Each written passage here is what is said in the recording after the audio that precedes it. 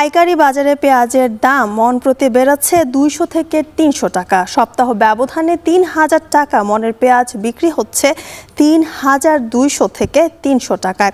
জেলার সবচেয়ে বড় পাইকারি বাজারে পেঁয়াজের হাট নতুন বাজার থেকে যুক্ত হচ্ছেন সহকর্মী আব্দুর রহমান মিল্টন। নতুন বাজার পাইকারি পেঁয়াজের হাটে আমরা এই মুহূর্তে রয়েছি। ঝিনাইদহের সবচেয়ে বড় যে পেঁয়াজের হাট শৈলকুপার এই নতুন বাজার পেঁয়াজের হাট 300 টাকা মন দরে বিক্রি হচ্ছে যে পেঁয়াজ, সেই পেঁয়াজ কিন্তু গত সপ্তাহে একটু কম ছিল।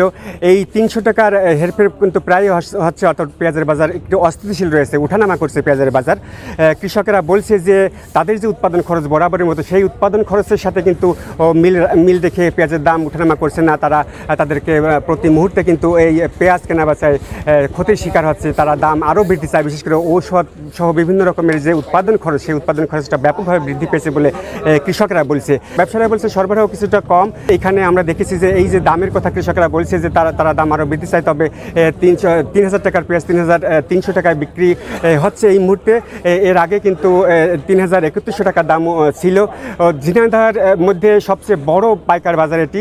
মৌসুমের সময় প্রতি হাটে এখান থেকে 50-60 ট্রাক করে পেঁয়াজ দেশের নানা প্রান্তে পৌঁছে যায় এবং এই পেঁয়াজ এখান থেকে সারা দেশের ব্যবসায়ীরা কিন্তু এখানে আসে।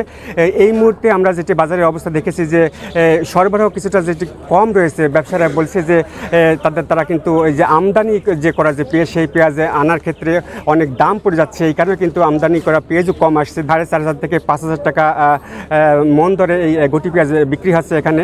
তো ঝিনাইদহের শৈলকুপার এই পাইকার পেঁয়াজের হাট থেকে এই ছিল আমার কাছে সর্বশেষ খবরাখবর। ঈদ পরবর্তী নওগাঁর বাজারে কমেছে দুধের দাম, প্রতি লিটারে 10 থেকে 15 টাকা